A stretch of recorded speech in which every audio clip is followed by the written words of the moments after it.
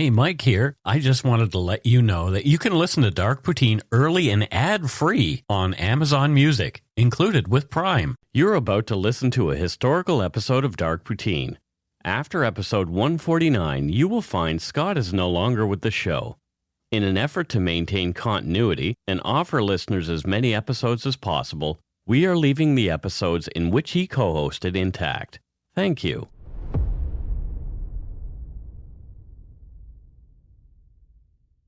Welcome to Dark Poutine, a podcast about Canada's creepier side. My name is Mike Brown, creator and host.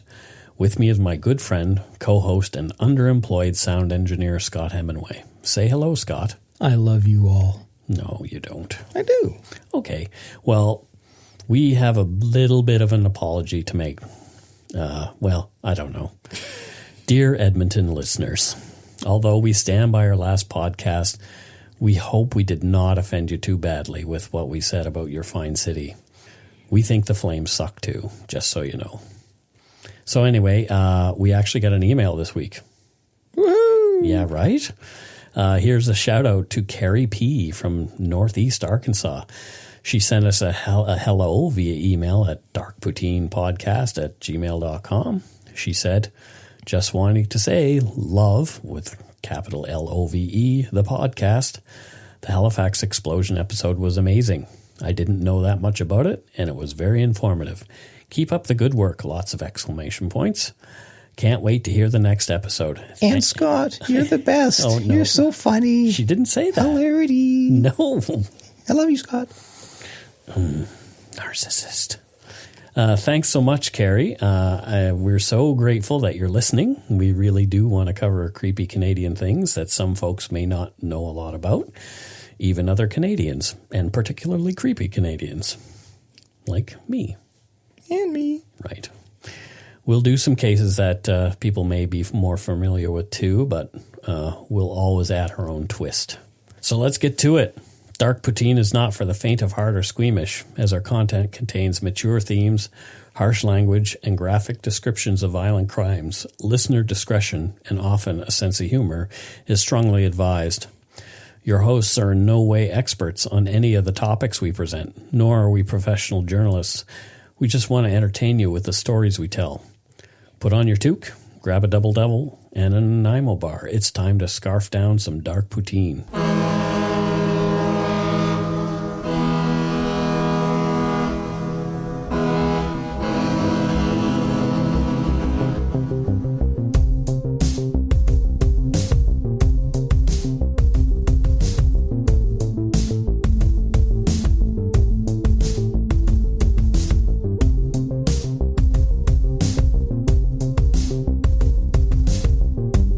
This case is going to be kind of tough for me. It takes place in my hometown, Bridgewater, Nova Scotia, and the topic of the episode is the Karissa Boudreau. Anybody who remembers it will remember it well. Anybody who doesn't will remember it after this episode, I'm sure. Yeah. This literally hits very close to home for me, as most of the event took place in the neighborhood, the actual neighborhood I grew up in. So it's a little tough. Bridgewater is a town of just over 8,500 people. It's a 60-minute drive down the 103 highway from Nova Scotia's capital city, Halifax. We talked about Halifax in the Halifax explosion episode. If you're into a more scenic drive along the Atlantic Ocean, take the old number 3 highway, also known as the Lighthouse route. Along the way, you'll pass the iconic Peggy's Cove Lighthouse. You'll pass through the beautiful and idyllic little towns like Chester and Mahone Bay and Lunenburg, a UNESCO site. Look it up. The South Shore of Nova Scotia has a slow and easy pace. It's a wonderful area to relax and catch some sun and surf in the summertime at the many local beaches. I grew up there. It's a fantastic place to grow up, too. I've heard nothing but beautiful things about it. It is great. Among its quaint charm, the South Shore does have some dark and interesting history. I won't get into it all here, but we'll highlight some of it. As you pass Peggy's Cove, for example, there's a stone memorial and small park dedicated to the memory of the 229 souls who perished on September 2nd, 1998. when Swiss Air Flight 111 plunged into the Atlantic Ocean on its way between New York and Geneva, Switzerland, after a fire on board. Yeah, Carol and I were on our honeymoon in PEI at the time, as I planned to do a podcast on that one day. Yeah, that'd be a fascinating topic. I remember that event quite well as well. Yeah, I have some personal stories to share from that, but you will have to listen to our podcast on the Swiss Air Flight 111. You're making me wait. Yep, it's going to happen. Just outside Mahone Bay is Oak Island, something else we'll do an episode on. The same mysterious Oak Island that has drawn treasure hunters since the 1700s and is currently the star of a show called The Curse of Oak Island on the History Network. Have you ever watched it? Yeah, I'm a glutton for anything reality TV based, especially if it's got something supernatural, superstitious. Yeah, anything that's mysteries and mysteries. stuff. Yeah. So no, I will admit I watch it often. So it's now in season 5. I went on the tour last summer. I remember you telling me that. And I recorded it, actually. I recorded Charles Barkhouse on the tour, but I haven't edited it, and that I will save for our podcast. Isn't that nice of me? Woo-hoo. Anyway, it's in the 5th season, and the Lagina brothers, who are American investors, are currently the ones trying to crack the mystery of Oak Island and uncover her possible treasures with the help of a few longtime treasure hunters and Oak Island experts. It's a pretty interesting show. The first 5 seasons, Carol hated it and said that nothing was happening, and it kind of wasn't. I can understand that sentiment. Yeah, but now stuff has happened in the 5th season. You got to watch. Anyway, I don't want to spoil it for anybody. Aliens. They found aliens in there. Damn you. Underground aliens. I told you I didn't want to spoil it. Yeah, I couldn't keep it in. Okay. Yeah. Anyway, Bridgewater, where I'm from, is not known for its crime. Sure, stuff happens there. Stuff happened to me there, but that's for another time. Bridgewater is the type of place where you get your bike stolen. It gets found by the town police, and the thief gets his day in court, and then it's reported in the local newspaper's court report. Serious business, Mike. Serious business. So murder is massive news there. I can only recall a single murder in the town during the time I lived there. In 1991, 2 years before I moved to Vancouver, I worked at a local coffee shop and convenience store called the Candy Center. A customer named Joseph Laurendeau was one of the regulars who would sit for hours, drink coffee, smoke cigarettes, and chat. He was a nice guy, smaller in stature and very slight. I remember his thick mustache and longer hair on the sides, and he was mostly bald on top. Apparently he was quite a musician. He had a nickname, but 25 years has gone by and I can't for the life of me remember it. Can we make one up? No. Okay. This next bit, you probably will regret saying that. Oh, no. One night in 1992, Joseph was stabbed. Do you regret it yet? Instantly. In his car, in a darkened trailer park. I think it's Eisenhower Court is the name of it. And he died going from trailer to trailer looking for help. He bled out on a resident's steps. Can you imagine going out in the morning and finding some person you don't know dead on your steps? I regret my comment even more. Blood everywhere. His killer was a young man named Charles Wicker. That's Zwicker, who pled guilty to the lesser charge of manslaughter rather than undergo a trial and risk a life sentence. Apparently, Joseph and Charles were smoking a joint in Joseph's car, and according to Charles, Joseph made a homosexual advance on him, and Charles panicked, stabbing Joseph, and then he split. Nice. I knew Charles Wicker, too, which was interesting. I was in Bridgewater Junior Fire Department when I was young. In fact, I was the deputy chief at one point. What a mistake. Well, I didn't light fires. I helped to prevent them. Thus the mistake. So anyway, we used to play ball hockey against other junior fire departments in the area, and Charles Zwicker was in the Riverport Junior Fire Department. We played against them in a tournament. Charles, in particular, stood out for his aggressive play style. We were a bit scared of him. He was a big, sort of like a beefy dude. But we could never have predicted his future as a murderer. The buzz about that murder rolled through Bridgewater for months, and it was a popular topic of conversation for quite some time. It wasn't until January 27, 2008, when 12-year-old Karissa Boudreau went missing that the town had another event like that. Mm-hmm. According to Carissa's mother, Penny Boudreau, she and her daughter had an argument in Penny's car in the Sobeys parking lot at the Bridgewater Mall around 5:30 p.m. It's where we used to get people to go in and buy our beer. Ooh. Penny said she went inside to pick up some grocery items, and Karissa was gone when she returned 15 minutes later. Penny said she looked around the darkened parking lot and drove around looking for her preteen daughter. Not finding Karissa after a frantic search, she called police around 8:35 p.m. that evening. They searched the parking lot with a canine, but no trace of the girl was found. Karissa had left her cell phone in her mother's car and only had a few dollars in her pocket. She couldn't have gone far. Had Karissa run away, upset with the argument she had with her mother? An unconfirmed but persistent rumor was that the fight was over Carissa's involvement with an older boy her mother disapproved of, but that was never officially came out. But people I know told me that, but I don't know if that's fact. That's, like I said, a rumor. Mm-hmm. Had Karissa been taken by somebody? Her father, Paul Boudreau, lived 100 kilometers away, further down the South Shore in a little town called Shelburne. He had not seen or heard from Karissa since she'd gone missing, and he was worried sick. So, I mean, obviously, police talked to him.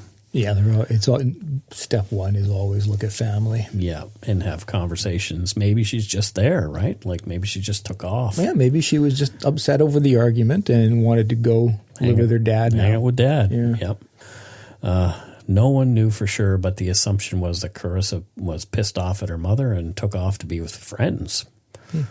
Snow began to fall later that night, and concern grew as the young girl was not dressed for the weather. Karissa had been wearing pink Crocs, jeans, T-shirt, black hoodie, and a black vest, extremely light for a Nova Scotia winter night. Karissa was still missing the next morning. Police notified other police agencies in the regions. They also notified the local press. Bridgewater's radio station, CKBW, we used to call it Scaby Radio. It wasn't good. It's still, well, I don't know. It's not, Scabies or the station? Yeah, it was the only radio station we had to listen to, really. And Well, take what you can get. Yep. I learned a lot about country music. Oh. Yep. Some rock and roll. They did top 40 too. Yeah. Anyway, CKBW began to broadcast the story of missing Karissa Boudreau along with the description of her and what she was wearing. And although I live on the other coast now here in Vancouver, I found out about the story of Karissa Boudreau missing from my hometown very quickly. Our many friends on Facebook were posting and reposting about the story.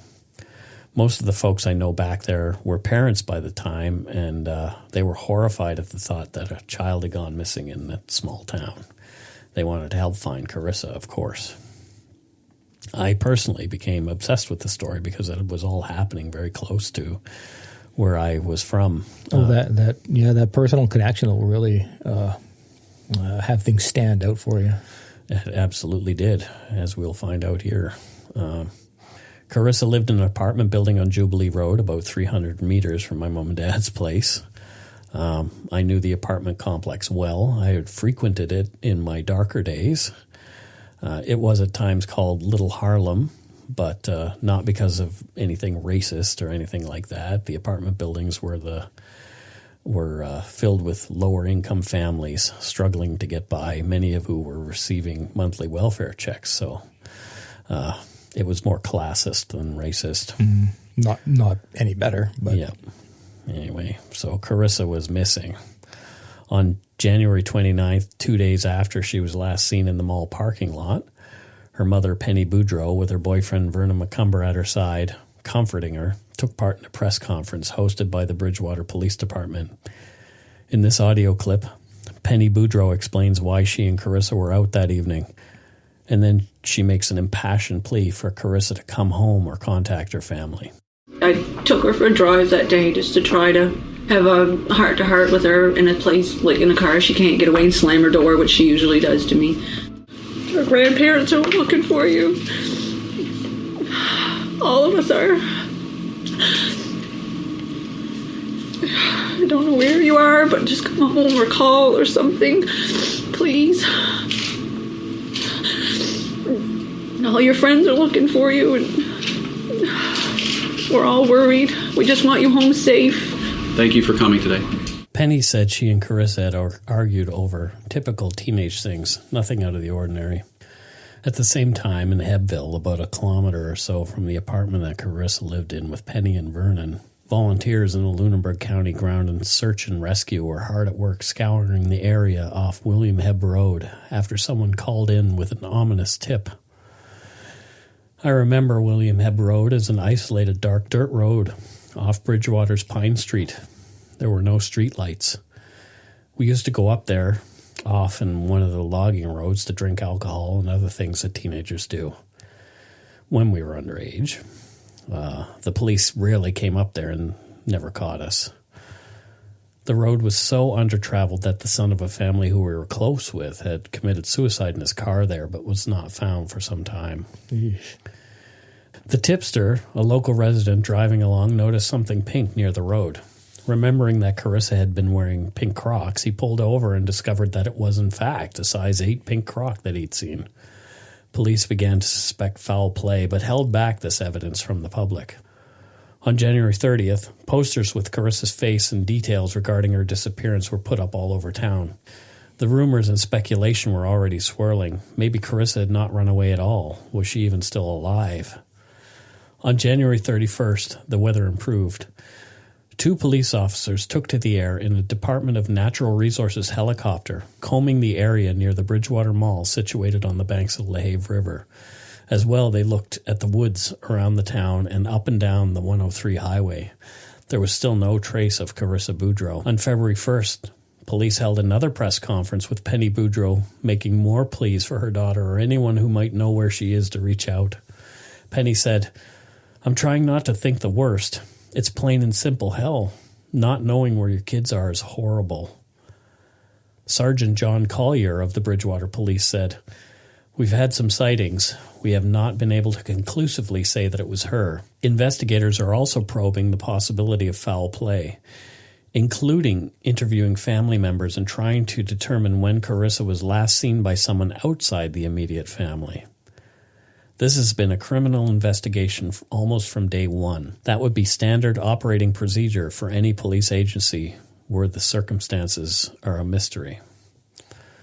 We do not have any evidence to point to anything that is criminal at this point, and believe me, we've explored that, but we'll continue to explore down that road. The family has been very cooperative with us in anything we've asked, and we have no reason to believe at this point that there's any reason to disbelieve what Mom has told us," he said. 2 weeks prior to Karissa's disappearance, there had also been an attempted child abduction in Liverpool, just a 20-minute drive away. Perhaps the two could be connected. At the same press conference, police said that there were no surveillance videos of the parking lot to show what had happened to Karissa, although there was video of Penny inside the Sobeys store.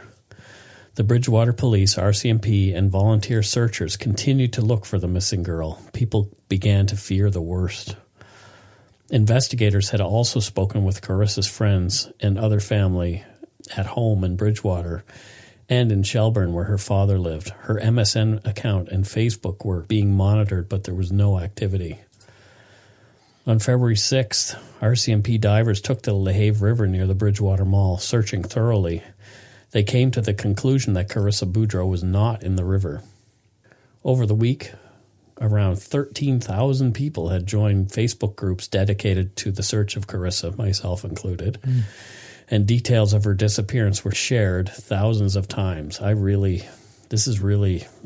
feel very emotional about this one. Yeah, I can imagine, Mike. Yeah, it just, like I say, it's so close to home. Yeah. Yeah, and just, anyway, we'll carry on. On February 9th, another mother and her young son were driving along Route 331, what locals call the River Road, in Conquerall Bank. Just outside the town limits, the little boy told his mom he had to badly needed to pee. They pulled off the road into a parking lot that formerly housed the old Irving Oil building, now vacant. As the young man went to the riverbank, he noticed what appeared to be a frozen body in the snow close to the river. Terrified, the child ran back to his mother's car and told her what he'd seen. The woman came out and had a look and feared the same thing. As Karissa's disappearance was pretty much the only news story anybody was paying attention to that week, I'm pretty sure that thoughts immediately went to Karissa Boudreau. The woman and her son flagged down another motorist, and police were called right away. At 11:35 a.m., Bridgewater Police Department received a 911 call from a citizen reporting that her 9-year-old son had found a body. The Bridgewater police were first on scene and immediately secured the area. The RCMP Major Crimes Unit and a detective from Bridgewater Police Department observed the body and determined that it was the body of a young Caucasian female, semi-nude. The body appeared to be that of Karissa Boudreau based upon facial and physical observations. The next day, police confirmed through the press that it was indeed the body of a white female they had found near the La Have, but a positive identification had not yet been made. Facebook posts galore speculated it had been the body of Karissa Boudreau, but many decided to wait and find out positively whether or not it was. The location of the body is very familiar to me and it hit me really, really hard. It was under a kilometer from my family home. Wow. There used to be a wharf and building on the site at which oil tankers would dock in the shadow of the now dismantled Irving oil tanks that stood across the road. As kids, we used to play there in the area. There were a few abandoned cars from the 30s and 40s rusting away and riddled with bullet holes from bored hunters nearby. We used to play cops and robbers there, imagining these cars were owned by the likes of Al Capone or someone like some other famous gangster. I'm pretty sure they weren't Capones, as Chicago was half a country away. That would have been a long way to go to hide a few cars. My friends used to climb the oil tanks at night and get chased off by the police, or as we referred to them, the town clowns. I never climbed the tanks myself. I'm still scared shitless of heights. After the discovery of the body, residents were terrified that there was a very bad person in their midst and kept their kids on a close tether. The corpse found by the river was so frozen that an autopsy could not be performed until February 13th, 4 days after the discovery. Jeez. Dr. Paul Miller, a dental surgeon, reviewed Karissa Boudreau's dental charts and casts of her upper and lower teeth. He compared those to the body, and everyone's fears were confirmed. This was Karissa Boudreau. Dr. Matt Bowes, Nova Scotia medical examiner, completed the post-mortem. The cause of death was determined to be asphyxiation. Evidence indicated Karissa had been strangled by way of ligature. There were no other injuries on her body. This was no accident. 12-year-old Karissa Boudreau, a girl described by her family as a homebody and a bit of a loner, had been murdered. She was a typical preteen who liked dancing and singing to her favorite songs and playing video games. Now she was gone, and in the worst way possible. On February 14th, Valentine's Day, Bridgewater police held another press conference and confirmed to the residents of the small town and the rest of the nation that the body they had found was Karissa Boudreau, and that this missing person case was now a homicide investigation. The very same day, 2 Bridgewater residents were arrested and held for 24 hours, questioned regarding Karissa's murder. They were later released, but the rumors and accusations flew on social media. As in most towns, gossip abounds in Bridgewater. Everyone had a theory. Yeah, I bet. People wanted to know who did this awful thing, and they wanted to know right now. The police chief, Brent Crowhurst, and Mayor Carol Publicover, who coincidentally had been the vice principal of my elementary school, begged for people to remain calm and told them that investigators believe Karissa's murder to be an isolated incident. At least 20 investigators comprised of local police and RCMP were working tirelessly to solve the case. On February 19th, Karissa's funeral was held. Hundreds of people packed a church in Shelburne County where Karissa's father and grandparents reside. She was laid to rest in a cemetery in the community of Clark's Harbor. A large memorial service was held for Karissa in Bridgewater on February 23, 2008. She was being called Bridgewater's daughter. A makeshift memorial of teddy bears and flowers was set up at the site where Karissa was found. The mourners had to leave something there for her. It came to light that on February 11th at 2:30 p.m., 2 days after the discovery of the body on the riverbank, neighbors of Penny Boudreau and Vernon McCumber heard a loud argument coming from their apartment. The neighbors said Vernon was clearly upset, throwing things around the apartment. He and Penny were stomping back and forth. Vernon told Penny he was leaving her. The neighbors heard water running. They said it sounded like Penny Boudreau was in the tub. Vernon was saying over and over, "Pen, how could you do this?" And he was disgusted with her. He was saying, "Pen, come on, speak, Pen. How could you do this? How could you do this? I don't understand. You got me involved." He also said that he wasn't going to help her. Investigators already had concerns regarding Penny Boudreau's possible involvement in Karissa's murder. A police behavioral analyst had noted Penny Boudreau's reactions in her 2 press conferences did not appear genuine. The 2 individuals arrested on February 14th were indeed Penny Boudreau and Vernon McCumber. Police grilled them for a full day. During their time in local holding cells, police employed a controversial investigative technique called Mr. Big. From Wikipedia. I hate using Wikipedia, but whatever. Mm-hmm. Mr. Big, sometimes known as the Canadian technique, is a covert investigation procedure used by undercover police to elicit confessions from suspects in cold cases, usually murder. Police officers create a fictitious criminal organization, then seduce the suspect into joining it. They build a relationship with the suspect, gain his confidence, and then enlist his help in a succession of criminal acts. For example, credit card scams, selling guns.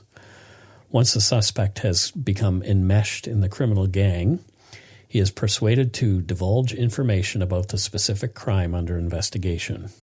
If you're looking for a smoking gun, I can absolutely guarantee you will not find it. In October 2001, a series of letters filled with a deadly powder called anthrax were dropped into the U.S. mail system. What started as an unprecedented case turned into an unsettling mystery. Who sent these deadly letters? And why? From Campside Media and Sony Music Entertainment, I'm Josh Dean, and this is Cover Up Season 4, The Anthrax Threat. Available now. The Mr. Big technique has come under a lot of fire recently after 2 alleged terror suspects in BC were acquitted as courts felt they were entrapped into making and placing bombs at the provincial legislature in Victoria, doing something they may never have done without police involvement. As well, the Mr. Big technique had been highlighted in the coverage of the Raffay family murders in Washington state in 1994. The suspects fled to Canada where U.S. authorities partnered with the RCMP to obtain confessions from Sebastian Burns and Atif Raffay. Some say they used the Mr. Big technique to coerce these guys, and that led to their confessions and ultimately to their conviction. The Netflix show called The Confession Tapes covers the case in detail. As well, the podcast True Crime Garage recently did an excellent 2-part episode on the murders and subsequent investigations. No admissions to Karissa's murder were obtained at the time of the Valentine's Day arrest, but Vernon McCumber and the undercover operator made a bit of a connection, I guess a love connection or whatever, and promised to catch up more on the outside. Police released the pair without charges. Although investigators were unable to clear Boudreau and McCumber, they did not have enough to hold them further. They remained suspects in the case. As well, police executed several search warrants related to the case.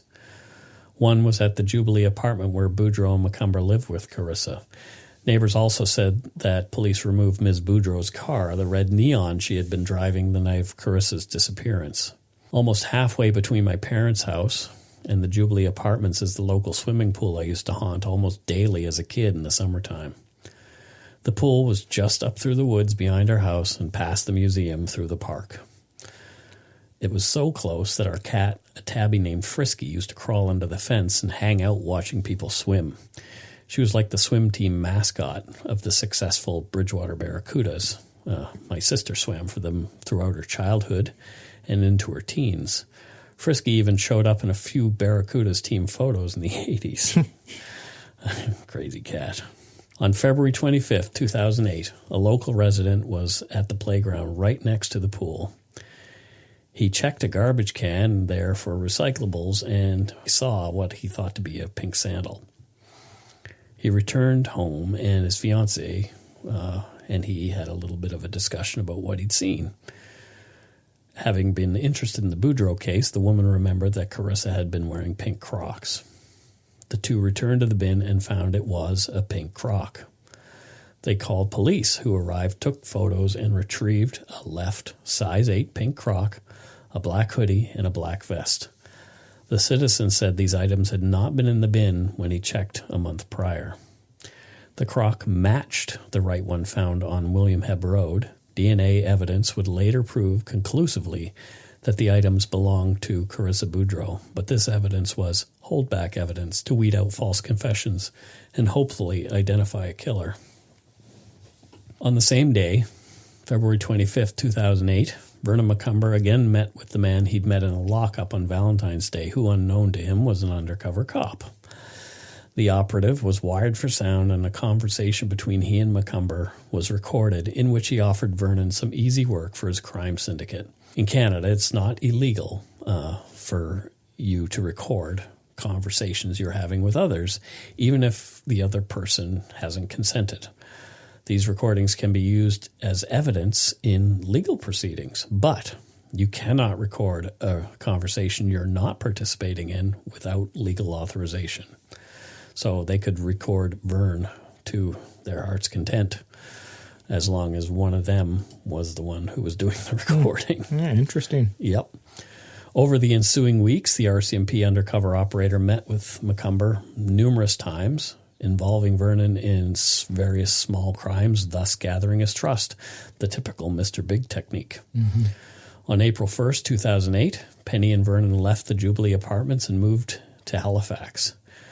Vernon had left his job in Bridgewater due to the public investigation and his inability to bear the rumors about his involvement in Karissa's murder, which were flying throughout the small town. At a meeting with the undercover operator on April 16th, 2008, Vernon finally started talking a bit about Karissa Boudreau. He told the operator he had nothing to do with Karissa's disappearance or her murder. He claimed he'd been asleep when Penny and Karissa left.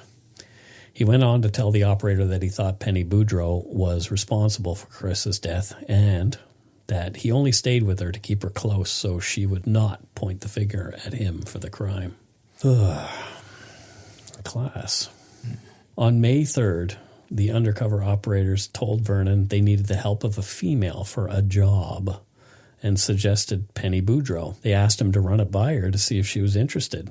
Penny immediately became involved in the work for the operators, not suspecting that they were actually cops, as Vernon had been involved with them for months.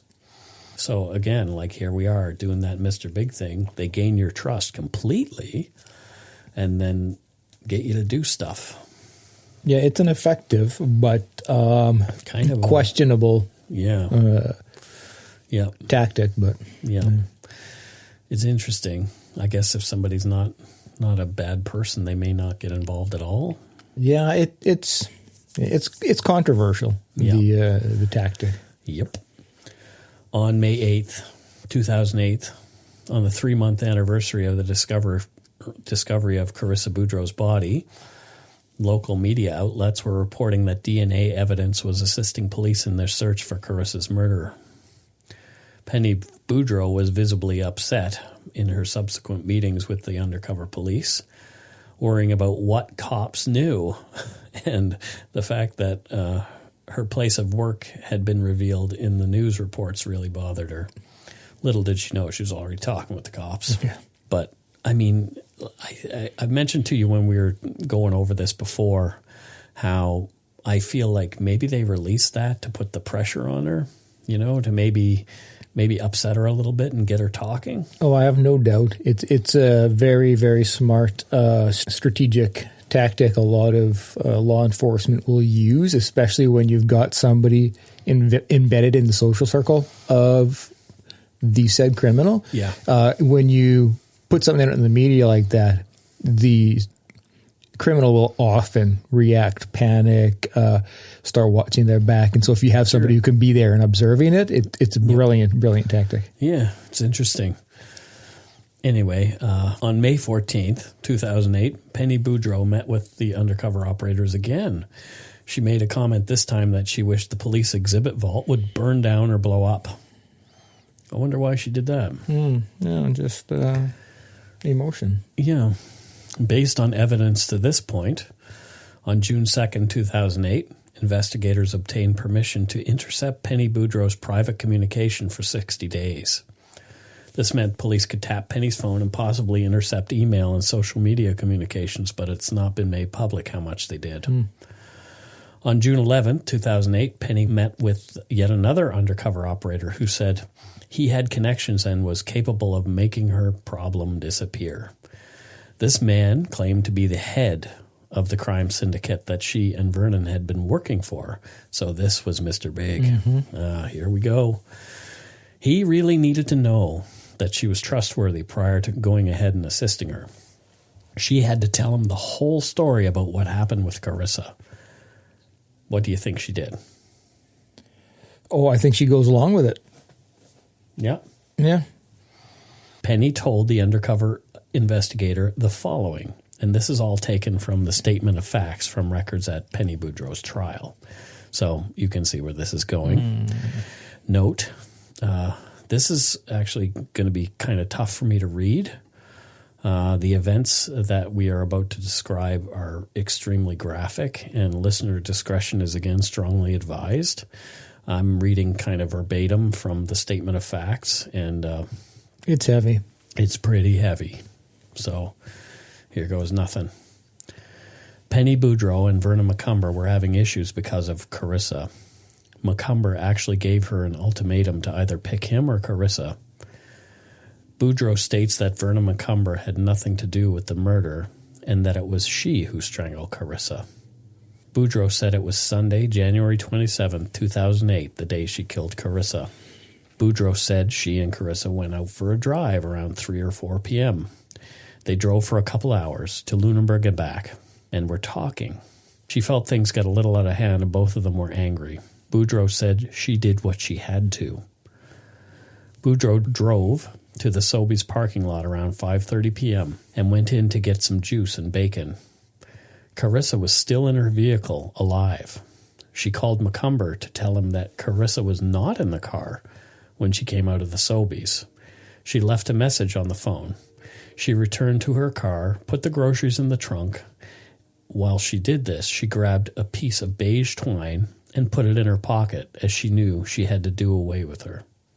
Karissa kept wanting to get out of the car, so Boudreau waited until it was dark and drove to William Hebb Road and told Karissa that if she wanted to get out, then to get out. Boudreau said she couldn't let her go back and tell people what a horrible mom she was. Boudreau said they both got out of the car, and it was snowy. Dark night. Boudreau went to grab her, but it was slippery, so she pushed/tackled her, and Karissa fell on her back. The only thing Karissa said to her was, "Mommy, don't." Boudreau said that Karissa was scared. Boudreau used her knee on Carissa's chest to pin her down. Carissa's hands were under her, so she couldn't move her hands, and Boudreau used her knees to pin her down so she couldn't fight back. Boudreau was face-to-face with her. Boudreau wrapped the rope around her hands and put the rope around Carissa's neck and pulled in a crisscross motion with all her strength until she could no longer feel her breathing. Throughout all of this, Boudreau said she could feel Karissa trying to move her hands and that they were digging into the ground. Carissa's eyes were bulging. Her tongue was stuck between her teeth and foam/drool was coming from her mouth, and she could hear her heaving for air. Boudreau said that when there was no more breathing, she dragged Carissa's body and put her in the passenger seat of the vehicle in mostly a heap on the floor. then drove to Bridgewater to decide what to do next. Boudreau placed the twine in an empty Tim Hortons cup, which she then threw into the garbage can at Tim Hortons on High Street. Boudreau drove on King Street past Pendleton's store to the turnoff spot. She parked the car, turned it and the lights off, and dragged Carissa's body out of the car using her blue jeans as leverage. Carissa's pants, pink underwear, and striped socks came off as she was dragging Karissa to the bank's edge. Boudreau felt this would make people think Karissa had been sexually assaulted. Boudreau stated that Carissa's hoodie and vest came off and she was just left wearing her T-shirt with one pant leg and her jeans. Boudreau then rolled her over the edge of the bank, knowing that the weather was calling for lots of snow and that she wouldn't be found for a while. Karissa landed amongst trees and didn't hit the river. Boudreau got back in her car, took the hoodie, vest, croc, and threw them in the garbage can at the Bridgewater swimming pool. She by then realized she only had one croc. Boudreau went home around 7 to 7:30 and told Macomber that Karissa was missing. She called police around 8. She called family, friends, and teachers to check with them. Boudreau said she would do anything for Vernon, and the thought of losing him was harder than the thought of losing her daughter. So I hear you sighing over there. Yeah. I've got 2 young daughters, almost 8 and 10. Yeah. And so anything that has to do, any story that has to do with children has quite the impact on me. Yeah. Well, me too, and I don't even have For sure. The rage that is inside me right now, like I'm over here twitching. My feet are twitching. I just like, I'm full of rage and anger. I can't. It's the innocence of a child. I don't care how much turmoil is in a relationship. No. And her apparent lack of remorse immediately after, thinking about how, this will look good, like she was sexually assaulted and stuff. I'm not detecting any remorse. I despise this lady right now. Yeah. I despise her. Yeah, well, as a lot of others do. Yeah. So, Penny physically reenacted the murder of her daughter for the undercover operators and even wrote the whole statement out longhand with pen and paper. I'm wondering if, did she really think that they were going to blow up the police evidentiary locker, or did she actually suspect that these were cops? And maybe she was just so relieved at getting, maybe a part of her knew. I think that, I think you're spot on. I think it's probably a combination of both. I think she definitely felt she needed to get this off her chest, and while in that moment not caring if it would lead to whatever arrest. Yeah. She then agreed to travel back to Bridgewater with these men and led them to William Hebb Road, where the first croc was found. That was where she'd murdered Karissa. Again, reenacting and recounting the murder for her operatives. She took them to the turnout on the old Irving Oil property where she dumped Carissa's body, again reenacting what happened there. She told the undercover operators that she had been considering the murder for a few days prior to actually getting up the courage to act. It was premeditated. Upon returning to Halifax, the undercover operators asked Penny for the clothing she wore on the night of the murder. They told her it was so they could dispose of the evidence, but they were actually collecting it. Penny provided it to them. On the morning of June 14th, 2008, Penny Boudreau was arrested and questioned by the RCMP, but clammed up initially. In the afternoon, they played portions of the recordings they had made over the weeks of their sting operation, focusing on the Penny confessions to the undercover officers on the 11th. Penny cratered and confirmed what she had already admitted was true. She wrote another official statement outlining her actions on the night of January 27, 2008, admitting, I'm having trouble even saying it. Yeah. She's admitting to murdering her own daughter, Karissa.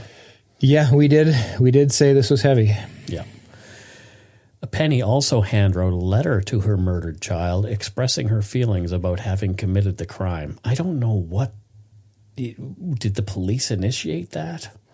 Do you know what I mean? Like, why would they want her to do that? Well, I speaking from experience in therapy, it is often suggested to write a letter to whomever may have traumatized you, and so that would be a traumatizing event. So it could have been, mentioned through therapy at that time. I don't know. It could have just been through the cops. I don't get this was the at the time when the police were interviewing her. Yeah, I don't get the feeling that she took it upon herself to feel remorseful. No, or maybe it was a play. Don't put me in jail forever. That could be, yeah. The police held another press conference that day and let the public know that an arrest had been made. Here's the audio of the RCMP Superintendent Blair McKnight. 34-year-old Penny Patricia Boudreau was arrested on Friday, June 13th in Halifax. She will answer to the charge of first-degree murder on Monday, June 16th at Bridgewater Provincial Court. On January 27, 2009, while the Crown and Penny Boudreau's attorney were planning for her murder trial, just a few days later, a crowd of 200 people gathered in Shipyards Landing just down the road from the site where Carissa's body was found. They held a candlelight vigil to commemorate the first anniversary of Carissa's murder.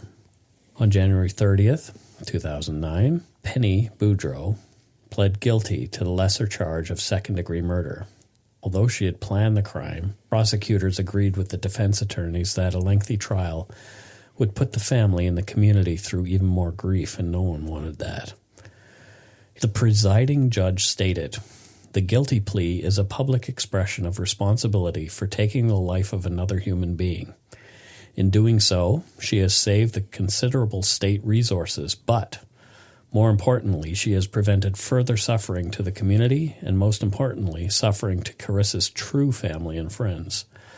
I say true family because surely, Penny Boudreau, you can never call yourself mother in conjunction with Carissa's name again, and the words Mommy don't from a trusting and loving Karissa are there to haunt you for the rest of your natural life." It's powerful and really, really accurate, in my opinion. Yep. Penny was sentenced to life in prison, which in Canada means 25 years. As the crime was so heinous, the eligibility for parole was set to no less than 20 years. Too short, in my opinion. Yes, mine as well. Yep. Paul Scoville, one of the Crown attorneys, gave a brief statement to reporters outside the court about some of the facts of the case. Most chilling was the following.